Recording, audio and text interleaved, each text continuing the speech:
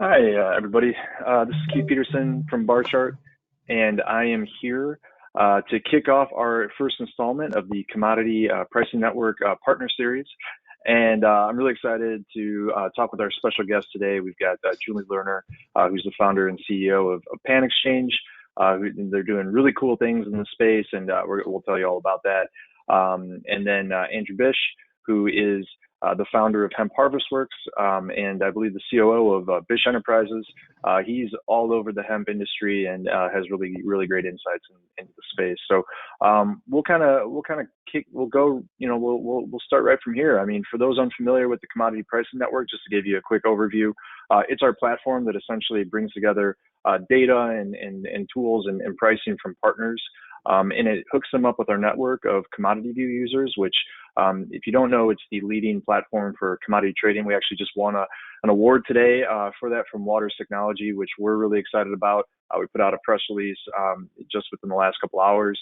But yeah, we've got thousands of users on our trading network, on our platform network, and the whole goal of the Commodity Pricing Network, or the CPN, and then this series here is to link our users with all of our partners like Julie and PanXchange. So that's kind of what we're doing here. This is the first version. So if there's any kinks, drop it in the comments section and let me know afterwards. But definitely like and subscribe and stay tuned as we roll this out over the coming months. So without further ado, I'm going to kind of introduce both. I'll start with Julie, and then I'll talk about Andrew a bit later on.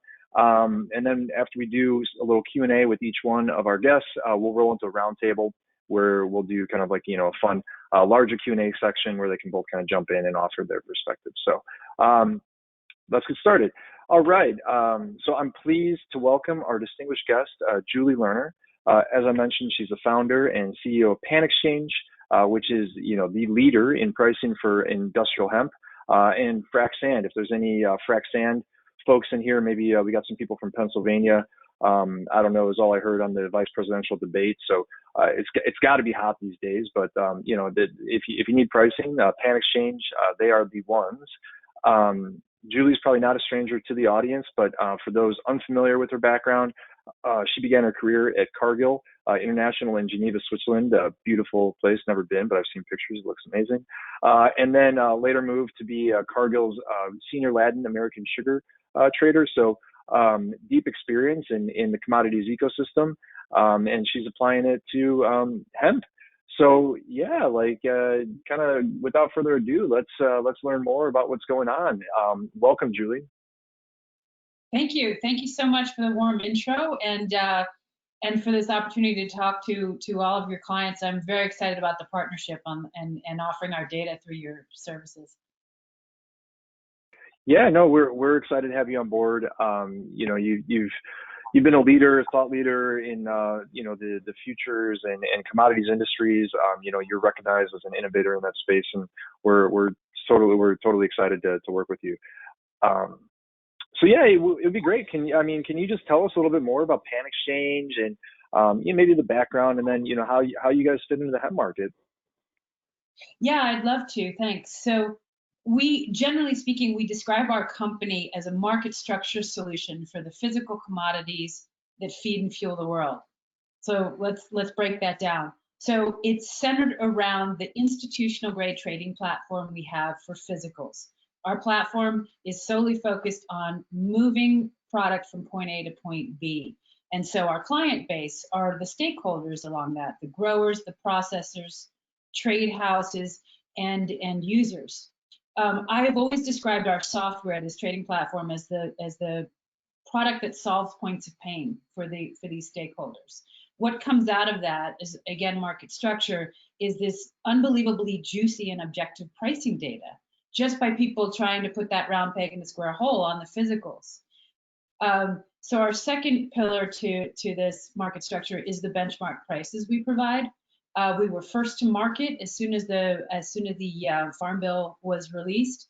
We're now the leading price provider, and we're also now the first to offer benchmark prices in fiber and grain, hemp grain, which I think is long-term will dwarf the CBD market. So we've got prices in biomass, isolate, crude oil, distillate, uh, grain and fiber, and price indications for smokable flour as well. So, and then the last pillar of what we do is that actual market structure. Wasn't what I had planned on doing, but it just evolved that way. When you're the market leader, first to market, you end up needing to add market structure, getting consensus Yep. around trade procedures, around the nomenclature, payment terms, all of this. We're forced to kind of create that and push that down the supply chain as well. So. Oh yeah, and especially in a market like hemp, that was perhaps out, kind of regulated and emerging, and there's a lot of market structure to learn there, right? It's not like any other market out there right now. Right, right, yeah. That's really cool. So, yeah, love to hear more about how you got in the business. I mean, it's a fascinating model, matching up physical market participants, getting them to exchange their goods on the platform. Would love to hear more about, your background, how you got into that business, maybe even how you started in other verticals and then extended that into hemp. Yeah, I'd love to. Thanks. So, as you had mentioned, a pretty unconventional, if not lucky start, really, to my career. Getting hired by Cargill in Geneva, right at the hub of, from a time zone perspective, between the Asian markets and the U.S. markets. It obviously shaped the direction of my career, and it was a pretty exciting foundation to build on in international sugar. But then I started noticing a trend in what I was doing, so I went to Sempra Energy Trading right when electricity was deregulated. So for all intents and purposes, a new market. Then Cargill Financial, before that, Cargill Financial had implemented a slew of services with regard to pricing and no-cost collars, and how I can embed them into contracts for my sugar suppliers. And I just always clung to the innovative piece of that. And another, I think, an integral part to getting here is I was hired by XL Financial to help build the weather derivative business in agriculture, which probably a conversation for another day. Really unfortunate that didn't take off better, because it's a pretty nifty financial product. But it gave me a really broad spectrum experience, cross commodity, cross geography. And the one constant was how absurdly inefficient physical commodities are. Everyone Yep. who's listening in, we're all behind the curve in ags. We are, technologically speaking, financial hedging wise, all of these ways we are behind other markets. And I thought the lunacy of, when I was trading sugar, to have to be on the phone all day long just to figure out who had sugar, what price, where, what was the freight cost, was my buyer really legit if I go book it at the origin. I had these huge legging risks. So the goal of the platform was, as a trader, to make my job easier and of course hopefully more profitable. So I think that comes out in the functionality of the platform and how it scales across any commodity, natural rubber, crude oil, everything we've looked at. And so it was when we saw hemp as a brand new commodity, it just hit all of our criteria. We were on it from day one. Yeah. And how did you make those initial connections in the hemp industry, and just talk to the right people and get started? How did that happen? Great question. Yeah, you need to network your way. I've always joked that I could make conversation with an evacuated building. You got to know who to talk to, who the right people are. It doesn't really take long. One thing I love about ags is it's just in the one sense, it's very fragmented and opaque. On another sense, there's this community of who do you need? How can I help? And it's 2 or 3 phone calls to get to the right people, and then the momentum builds. And Yep. we connected with people like Andrew, who has a different network, and then there's synergies there, and speaking opportunities and so forth. It happened fairly quickly. I'm quite proud of the team and what we built in a year and a half. Yeah, that's really cool stuff. Speaking of your network, like, what does a typical user look like? How big is the network? What are the types of firms that are on there? And then, like, at that firm, who's the end user that's actually using the platform and making use of your data? That's a great question because one of our challenges in frac sand is that sand, in many cases, like at an oil and gas company, is considered a cost center. So it's a Okay. supply chain who's running that. That person doesn't speak my language. I want No. cash markets. Look at this guy's distressed. Pick it up, buy it, store it. Make some money off of this. So it is typically the commodity traders. So our core clientele are those physical stakeholders. The software Okay. solves the point for those guys. And it has been interesting who else has been using our data in a market as nascent as hemp. I would say like 3 months, literally, so monthly report, right? 3 data points into this this project, we had people internationally calling us up and saying, "Hey, I'm looking at a deck of a company I might be investing in, and your prices are in here. Who are you? And are you reliable?" And that was exciting, but also, a good reminder of why getting the price right matters. I mean, people's Sure. livelihoods are here on the go, no go, the build or buy decisions, and so forth.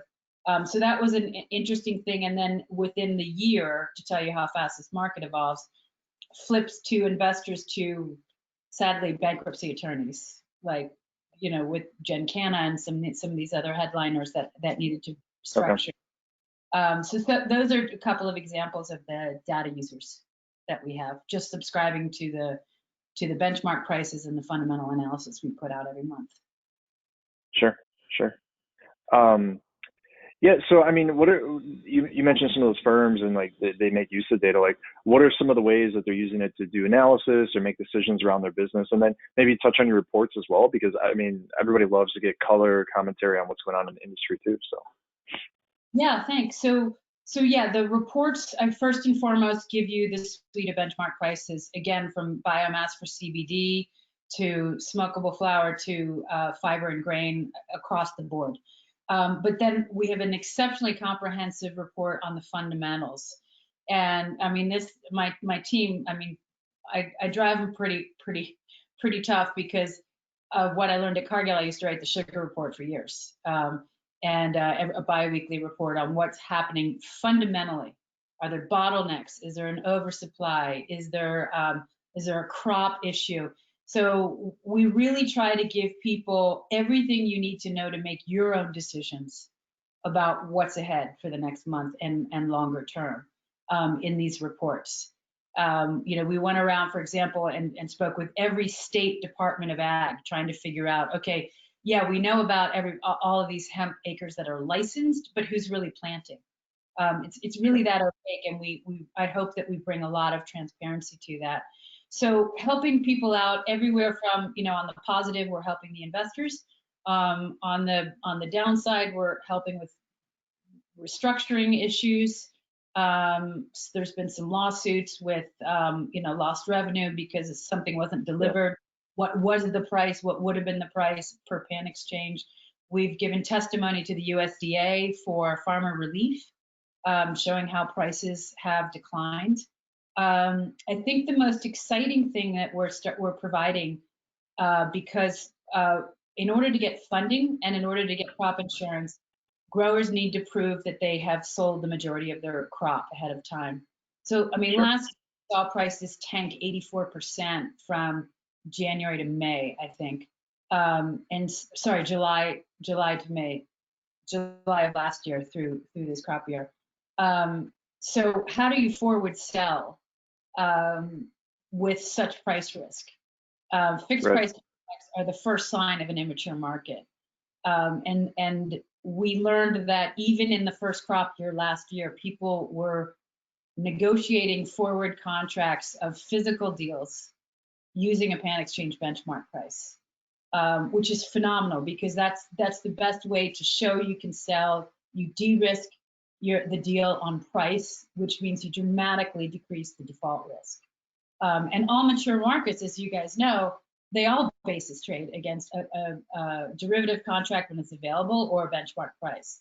So to be able to get there in the first year to start that dialogue is really exciting. And do you guys publish forward prices then? We don't.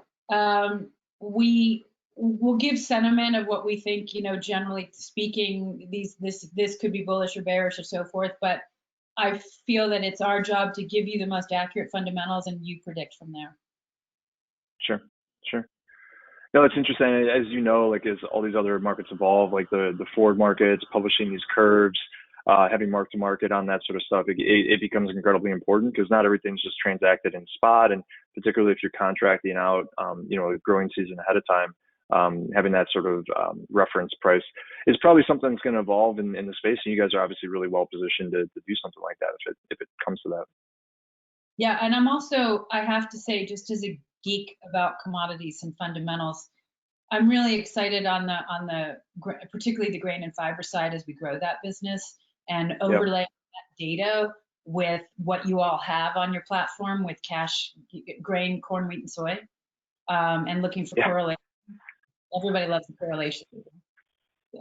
Yeah, that's super nice of you to say, and I mean I couldn't agree more.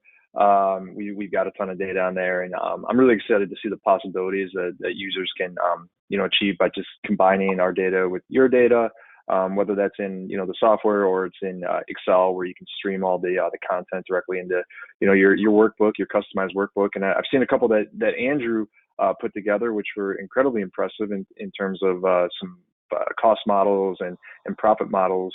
So I thought maybe it's a good time to transition to Andrew here and kind of get some of his perspective before we jump into the broader roundtable. So Andrew Bish, COO of Bish Enterprises and the founder of Hemp Harvest Works. If you don't know about Hemp Harvest Works, you should. They're doing really cool stuff. I mean, I got lost watching videos on some of the cool equipment that they've deployed in the field. It was incredible the way that this thing sucked up these plants. Watch it for yourself. Go check it out. Really cool stuff. I saw some drones on there too.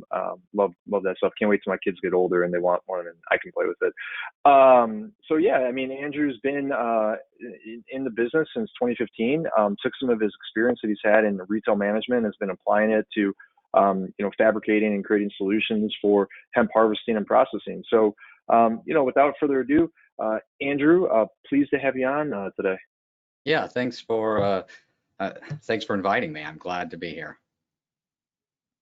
Yeah, no, absolutely. We find that it's my thinking that it's great to hear from the data providers and the platform providers that are more on the commodity trading side, which is where I'm most comfortable with. But you gotta have somebody that's using the data, in the weeds, and that's not tongue in cheek there, to kind of understand how everything relates together. So. Would love to hear about Hemp Harvest Works, your background, and how you got into the market, if you don't mind. Yeah, so, well, for starters, we'll start with Bish Enterprises.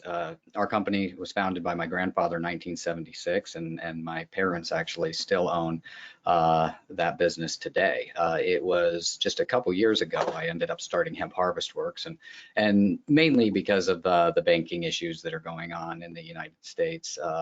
They kind of forced me into creating another entity to protect the original entity, which actually turned out to be a blessing in disguise. It's actually a pretty decent name from a search engine optimization standpoint. It lends itself well to that. So that's how we became about from a company standpoint. But my entrance into hemp was purely by accident. I had been working, with agriculture after I left my stint at Radio Shack, and was looking at, we created a new header ultimately that has some technology in it, and applied it to the sorghum industry. Some of our producers from that industry got contracted to harvest a field of hemp, and they picked up the phone and called me and invited me to try some of our equipment out. So we went out there, gave it a whirl, and it actually worked pretty good. We had some initial failures that we were able to get corrected that first day, and then we were off to the races. So my first experience with hemp was picking 200 acres, which was about 10% of all of the hemp grown that year. And what I realized was that this group of producers didn't have really any support. In our business, our main company is about finding unique solutions for for producers. And so this lended itself right to what we're good at, which is finding unique solutions. Yeah, that's a really cool story. I mean, I've heard that story, or I've experienced that story multiple times, where you're working with a firm in one space, and you're a provider to them, and then they have an opportunity that comes up, and they've worked with you in the past, and it's a natural evolution, right? So isn't it? I mean, it's pretty cool how this stuff happens organically. At least I think so. Yeah, absolutely. Yeah. Um, Yeah, so in terms of like the actual applications that you guys do, right? Like, can you talk a little bit more about what you guys make, what you build, like what's the solution look like for your client? So what we typically focus on is harvesting solutions and identifying the most economical ways for people to harvest their crops. And this, I guess, is where the tie-in with Julie and PanXchange comes, because in order for us to identify that, we have to know what market pricing is. So early on, when I started doing different trade shows, we were looking for numbers on how to identify what this crop was worth, and of course we found PanXchange long before I met Julie. I'd been stealing her numbers and going around and reporting them to everybody as best as I could. But ultimately, what that was doing was helping us understand really what the cost inputs were and what the output expectation was to identify what was cost effective from a harvesting standpoint. And looking, it's actually a lot of work what we're doing, because we're in such an early industry. Usually you've standardized the crop before the machinery became about, because of Sure. just the way that history has worked out. But here we've got the ability to create machinery, but don't have standards in terms of the crop. So we're constantly running around trying to figure out what some of these best solutions are. But you asked what those are, and we're looking at ways to drive down the price by using larger ag solutions. So behind me, there's a forage harvester, and that's a wet chopping a field, and we can do that 6 rows wide of hemp all at one time. So we're clearing 48 acres an hour. Doing something like that, and that's basically what we're focused on, is how to bring hemp into the same level of harvesting efficiency that we're seeing with a corn or a soybean or a wheat crop. Yeah, it's fascinating stuff. I feel like I could ask you questions about this for hours, and I do have a couple. But like big traditional manufacturers of equipment to harvest, like, are they not entering the space because it's too small for them right now? The applications are too like custom, unique, and specific, or is there like people don't want to be associated with hemp at this point, or maybe their market? I don't know. I'm interested in your perspective on that.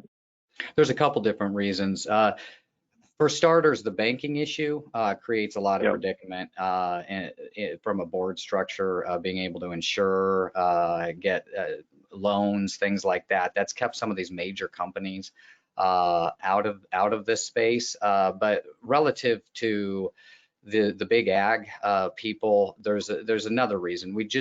There hasn't been enough of the market. The market's not big enough to support this from a big ags, from some of the larger player standpoint. John Deere, typically a company like that gets interested when they can start building 100+ units a year. If they're south of 100 units, it's not quite as interesting. And especially when there's not standards for crops, these companies are much less interested. And to be honest, these companies are very interested in me doing all of this work, and some of my competitors, because quite frankly, we're doing the R&D that eventually they'll learn from, and they'll enter the space at some time. So eventually they're going to come into this, and I would anticipate that happening within the next 5 years. But just the size of the market and the size of the market for the specific equipment, knowing that it's so variable right now, in combination with the banking, is keeping most of these players out of the space. Well, that's kind of a cool niche that you're in, right? So you've got domain expertise, you can fabricate things, you can create these specific solutions, and then you don't have these huge monoliths coming in trying to take your business right now. And That's a really cool space to be in and innovate, for sure. Yeah. Is there like, yeah, go ahead. Yeah. I was just going to say, yeah, and ideally, if we continue to grow, we'll probably be confronted with what you just said. So. Yeah, and I mean, I'm curious. Is there a lot of like intellectual property, land grabbing going on, or people filing patents on these on sort of the applications you guys are building? There are some patent applications that are out there for different pieces of equipment. We haven't spent a lot of time on that because the reality is a patent's only good if you're going to keep with the thing. I have a hard time accepting what we do is good enough. So my patents wouldn't be very valuable to me as I continue to change things every 6 months as I find a way to tweak something. So I would say that's a challenge that we have right now, and it does make it easier for people to step in and copy some of the things that we're doing. And ultimately, if we get to the point where we have more standards in the plant, we can likely start to patent and own some of this intellectual property. But right now, it's actually more costly to put forth the attorney efforts for some of that IP.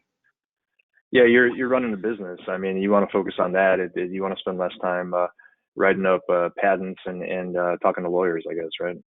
Yeah, absolutely. So I know you touched on it a little bit, but could you maybe get in a little bit deeper into how you're using data from PanXchange today? Yeah, so today, what I typically use it for is the different economic models that I'm building. We use this data essentially to help growers understand how they can make a profit on this crop, because Julie mentioned just a little bit ago that the crop price dropping 84% from July of last year and through May. And what does that look like? Well, in the year 2019, growers could produce a crop and get paid up to $3.64 a pound. And then you walk into today and people, you might be able to sell this for 65 cents a pound or $1.65 a pound, depending on what the quality of the material is. But you're not even in the ballpark of where we were. So when you're looking at prices dropping all the way down to 65 cents, you have to start having a farm plan. And that's how did hemp get so big in 2019? Well, you could grow this crop without a farm plan. So anybody could go out and do it. And anybody could make a profit. The problem is everybody did go out and do it. And so then we had the challenge of potential oversupply. And because we don't have good market indicators and we don't have the USDA doing proper reports and surveys on how much hemp is actually grown, all we can do is speculate, and that speculation started to drive the prices down, especially after a notorious auction that happened in the state of Tennessee, in which the people did not buy much hemp, and that caused that set ripples through the market that ultimately drove that crop to very, very low numbers. So now it's as a company that makes hemp equipment, obviously I have a vested interest in trying to sell my hemp equipment. But if farmers don't spend money on equipment, if they can't profit, that's just how it works. It doesn't matter if it's corn or soybeans or what it is. Farmers, producers, they'll spend money on equipment if they can profit, and if they can't, they won't. So how do you prove to them that they can make a profit? Well, we have to use these numbers to develop economic models that work for the farmer. And that's what we've been doing. We've been identifying and we've been researching and identifying what proper row spacing, plant spacing, population density, what that looks like and what those outputs are. And we can only do that by understanding, again, what that commodity pricing is when you go to market. And so then we take these different models and we present them with growers, and then we can start talking to them about what their equipment needs are, because we oftentimes focus again on harvesting equipment, but your harvesting equipment needs to align itself with the back end process of what you're doing next, and it also needs to align with everything before that, which is how you're planting and the rest of your farm practices. So really knowing that commodity pricing is key, and then what we have to do is walk that back with a grower and show them from this price point, how do you get to where you are profitable? Sure. No, it's fascinating stuff. I mean, you know the industry soup to nuts, and it sounds like it's almost like an advisory role in a way when you're working with these growing operations to get them started and open their eyes to the possibilities of using equipment from you guys, right? It's cool. Yeah, well, most people don't have the advantage that I do, that have been all over the country. I've probably been in more hemp fields than most people in the country. I've probably talked to more farmers than most people. I've touched more touch points. And because of that, I have a wealth of experience that other people just haven't been able to get. So to me, it's important that I'm sharing these experiences, because collectively we need to be smarter. It's great that I know stuff, but I don't grow this crop. As a matter of fact, I tried to grow this crop. I'm terrible. I am terrible at growing any crop.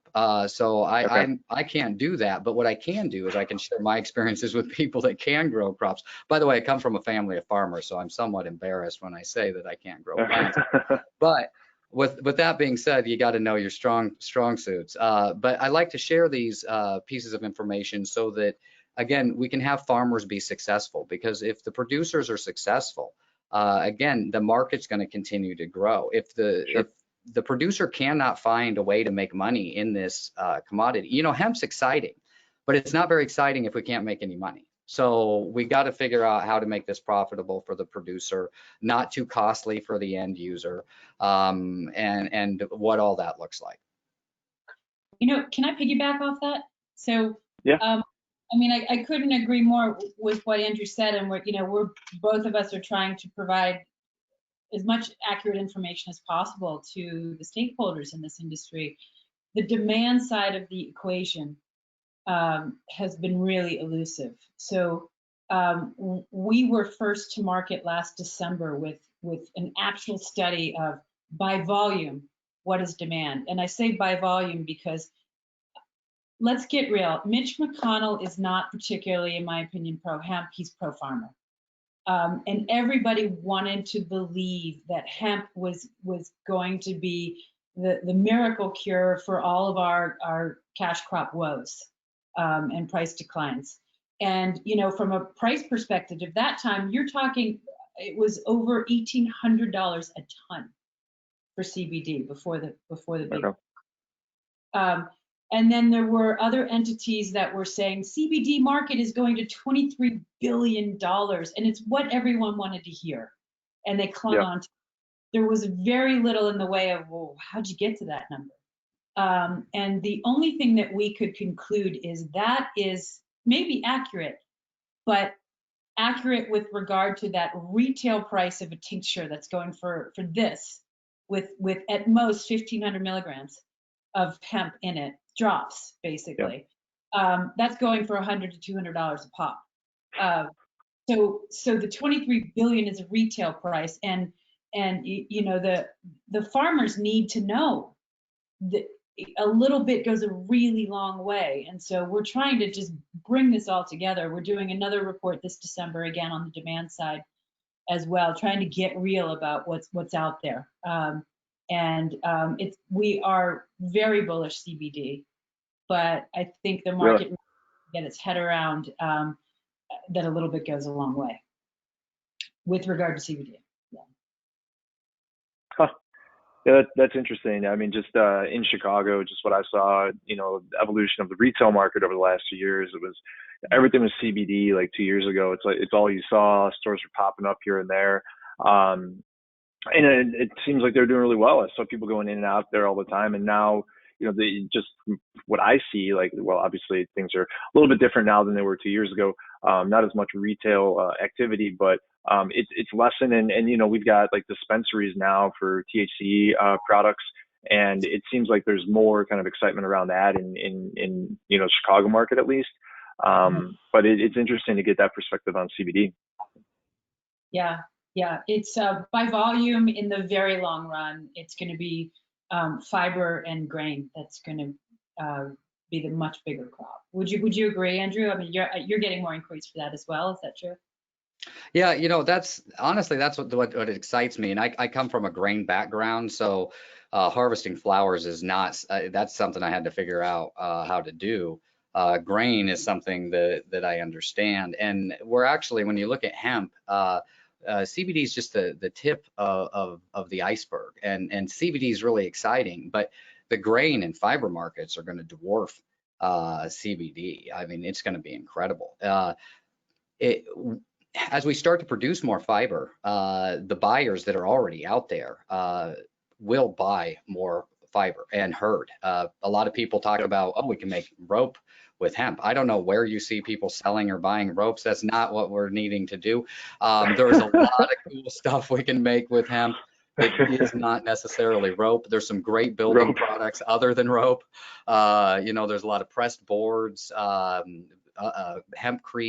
And then with the grain side of things, once we work on getting all of these, once we work on getting hemp grain approved as a food additive for animals, then that market's going to explode. That's the whole reason that we still talk about CBD as big as it is today, is because we can't yet feed the seed to a cow or a chicken or a pig. And the day that we can feed the seed to a cow or a chicken or a pig, we're going to see the amount of corn and soybean acres in this country diminish rapidly, just because of the benefits of feeding an animal hemp seed and the relative return on investment that you're getting from that commodity.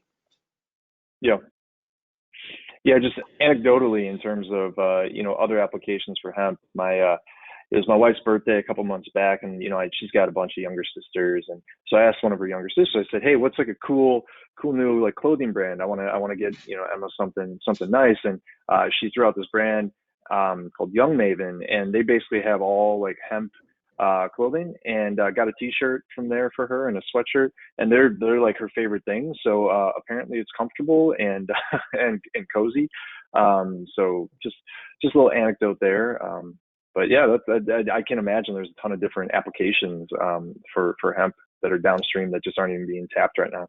Well, absolutely, and probably the unfortunate thing about your clothing that you've got is, as awesome as it is it's probably Chinese hemp, and there's probably a guy that's got hemp, and because we don't yet have legitimacy in this marketplace, we're not doing the trading on the fiber side of things. That to me, today being with you, Julie, and the bar chart company, I'm really excited because having these commodities posted the way that they're going to be posted brings legitimacy to this marketplace and will help the American producers start to connect with the processor in a way that they haven't been. Almost all of the hemp that's produced in the United States today is sitting in sheds from a fiber and stock perspective. Meanwhile, we import hemp that's being used in clothing being produced by American companies. So we can easily correct that as we get into these coming seasons, and things like this conversation today are part of how we do that. No, that's cool. I actually got a question from the audience here. Would love to hear your guys' feedback on it. Asking how somebody can get involved in planting hemp. If somebody, maybe they grow crops on their land today, how could they get involved there? So I guess if they want to get involved, depending on their state, you know, initially take a look at their Department of Agriculture and understand what's going on with that. See how receptive they are to working with you. There's states that have very, very active departments of agriculture that are helping hemp growers, and there's states that don't. So know about that. And if you're in a state that doesn't have that, look at what the local associations might be in that state and start to network that way. That's the best way to really get involved. I tell people to go to trade shows, but I think that's not going to happen for a little bit, because that's usually where all of us hemp people show up. People in the industry all come to these shows. Now we're coming to Zoom calls and things like that. But that's the best way to do it right now, would be to get involved with your local association, whatever that might be, and start networking, because they're going to have some better resources for you as a local producer. I would jump onto that and say, yes, do that. Work with Andrew, get your cost structure right, use our prices, and really model this out and figure out, does it make sense for you? And do you, by the way, are you CBD? grain or fiber, it matters. And then large scale, you're going to want, at this stage of the game, you're going to need a competitive advantage. So either you've got to be lower cost or geographically more desirable than the next guy, because it's a little bit late in the game to get in, which is not an impossibility, but late in the game for CBD, but I wouldn't say you're late on hemp, on fiber and herd. So I heard, Andrew mentioned conferences, and, Julie, when we were kind of getting started right before, it came up that maybe you guys met at a hemp conference. Would love to hear some stories about that. It was pretty funny. So, commodities are pretty stodgy, right? And conferences in general are pretty stodgy. Not in hemp. You have all comers going, and then because it's a new industry, there's no predominant conference. There are a couple, but then there's a bunch of newer ones, and you don't know if it's going to be the one that prevails or not. So everything's trial and error. I got asked to moderate a panel at this Miami conference about a year and a half ago, and it was a CBD conference, and oh my God, it was like nothing I've ever seen. So our booth was right next to this, it was one of those energy drinks, but they had stuck some CBD in, and they had like 24 cheerleader dancer people on the stage doing their little hip hop routines all day long. No one could hear us when they say, "What's PanXchange?" And then I go to moderate a panel. Thank God I've got Andrew on there and another gentleman, Corbin Hefner, who's also in the business. Right next to me, and then I've got some guy who claims he's got the corner on Colombian CBD, and he's gonna everyone in Colombia this stuff for free, and then some lady who had a blockchain something that I couldn't follow it, and I did do pre-interview calls and whatnot. Then we get there, we go sit down, and the way they have it set up, and the speakers set up, is all you could hear were the hip hop cheerleaders down at the end of the row. I couldn't hear Andrew right next to me. Okay. And the thing just devolved. The audience looked like they were engaged, but the whole thing petered out because he couldn't hear me, and he's like, "Yeah, what Corbett said," Yeah, I finally had to give up. It was like being at a dance club, trying to have a conversation about agriculture in the middle of the dance floor. With all of that music around you. It was quite incredible. But Julie, to her credit, she handled herself incredibly well and incredibly professionally, despite the fact that I am not confident anyone heard a word that she said or I said or anyone said. Yeah, it was 45 minutes of ad-libbing, really. So thank you, Andrew. Somehow we attracted a crowd. So that baffled me that more people came, but yeah. So I don't know if I'd go back to that one, but we've done a lot of coordination since then. Yeah. Interesting times indeed. I got to check out one of these conferences. They sound wild. Yeah. Check out the seed sellers in particular. They're a special. Oh yeah, what's that? That's always fun. I don't know why. They're a different breed of person, walking around with, I have seed signs. So or having it's not your typical Dow DuPont, seed salesman. It's a little bit different. It's not the button down in the khaki pants at all. So. Okay. Actually, I had another question here, and this one's for Julie, came in from the audience. How is the changing legal environment impacting you guys? Like, is there any impact of what's going on there? Anything that's going to change in your business model? Great question. We like to stay out of the political side of it, in the sense of whatever you guys throw at us, we'll trade, or we'll provide the venue for you to trade. But we really need clarity from the FDA. We need clarity on what the DEA is trying to do, trying to stick their fingers into this market that's federally legal. It makes no sense at all. So that needs to go away. And I think, back to what, Andrew, what you were talking about earlier is the big John Deere's. I think that's an example of what's happening at every piece of the supply chain. We need the big trade houses to come in and bring liquidity, and I know a lot of farmers, if any of you are listening, I'm sure you'll badmouth the ABCDs and, Cargill always overcharges or ADM always overcharges. But the reality is they take risks. They take transportation risks. They take counterparty risks. They have the deep pockets to store this stuff, which is what the CBD market really needs right now. They're not going to come in until the regulatory landscape is cleared up. I don't think a Biden administration is going to change that necessarily. I mean, hemp became legal under a Republican administration. And with COVID and everything else on the table, it's just sadly not a priority, but hopefully it'll get worked out a little bit better sooner. No, yeah, that's an interesting perspective. And it's tough to predict where people are going to come in from this stuff. I guess at the end of the day, when it comes to different departments of the government, they're sticking their toes in the water. It's about the budget, right? The more I'm touching, the bigger my budget is, the more tax dollars I get. And there's always, I can't imagine the infighting that goes on with these organizations, right? It's wild. Yeah, the DEA is reach at this point. Yeah, I don't need to speculate too much on inner workings of the government, especially in these times. So I'll just quickly change the topic there. So we're coming up closer to time, so I want to just kind of ask a couple final questions before we get back into our everyday lives here. But where do you guys see the market going over the next 3 to 5 years? I'll let you start, Julie.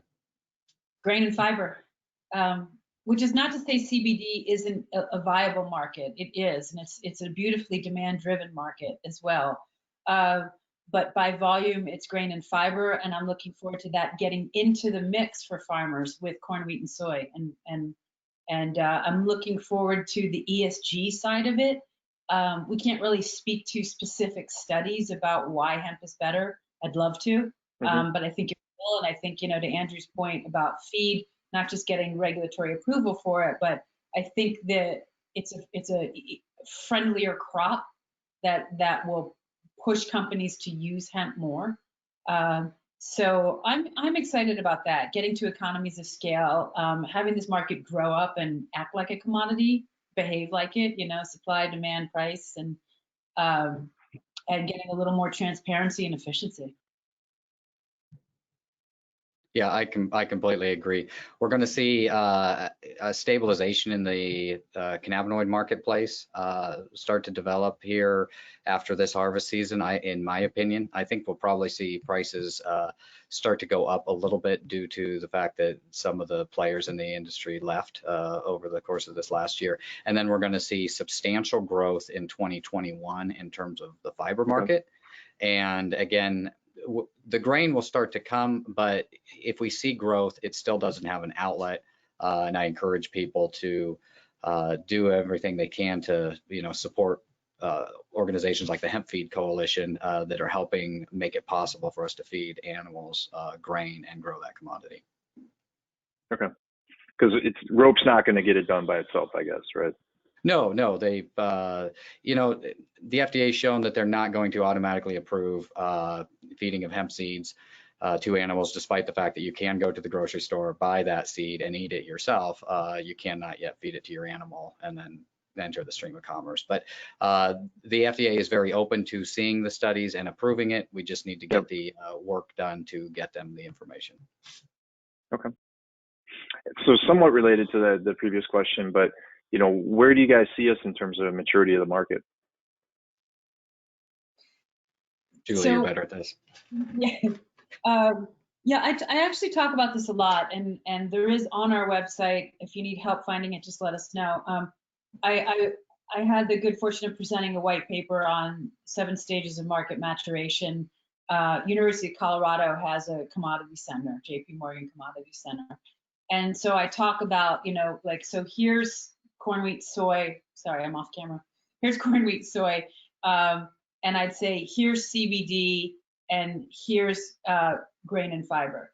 So meaning that, so CBD is ripe for, well, look, we're already pricing against a benchmark. So you're de-risking your price risk. We have a cash market, we have benchmark prices, and we have ample supply.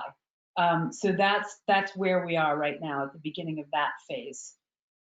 Fiber and grain is more embryonic. I could be offering the trading of these today on our platform, but it's not ready for a cash market. It's in the very first stage of a market, and that is surety of supply. So Patagonia, for example, right now they're concerned about, they're finessing, the process and what the aspects are that they need to get that hemp-like cotton, right, feel to it. And they're finessing it with specific sellers. And then those sellers need to go back and prove that they can replicate that at scale the following crop year. So as much as I want to be in this, it's got that development work, surety of supply to happen. Once that starts finessing in building materials, textiles, and hopefully feed, that's when the cash market is ready. I mean, so the benchmarking is step one, and then Okay. there's the cash market. So we've got a little bit more to go on that front.